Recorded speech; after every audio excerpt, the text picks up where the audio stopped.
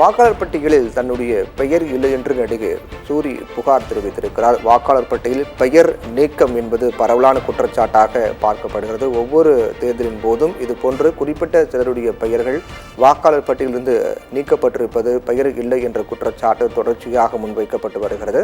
அதன் தொடர்ச்சியாக தற்போதைய தேர்தலை பொறுத்தவரையில் வாக்காளர் பட்டியலில் தன்னுடைய பெயர் இல்லை என்று நடிகர் சூரி தெரிவித்திருக்கிறார். மனைவிக்கு ஓட்டு இருக்கிறது, எனது பெயர் மட்டும் பட்டியலில் விடுபட்டுள்ளது என்று நடிகர் சூரி தெரிவித்திருக்கிறார்.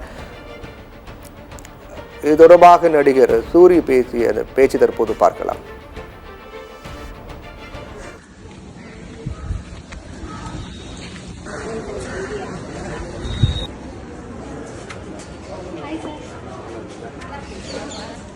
என் ஜனநாயக உரிமையை செலுத்துறதுக்காக வந்தேன். கடந்த எல்லா எலெக்ஷனுக்குமே என்னுடைய உரிமையை நான் கரெக்டாக செலுத்திக்கிட்டு இருக்கேன். ஆனால் இந்த தடவை இந்த பூத்தில் என்னோட பேர் விடுபட்டு போச்சு அப்படின்றாங்க. என்னோட மனைவியார் பேர் அவங்க ஓட்டு இருக்குது, என்னோட ஓட்டு இல்லை, என் பேர் விடுபட்டு போச்சு அப்படின்றாங்க.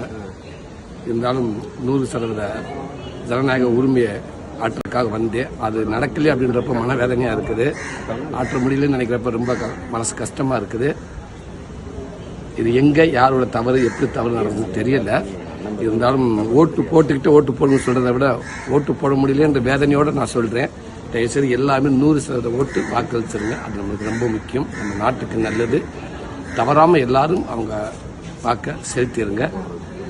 நான் அடுத்த எலெக்ஷனுக்கு கண்டிப்பாக என்னோட வாக்கை செலுத்த நம்புகிறேன். நன்றி.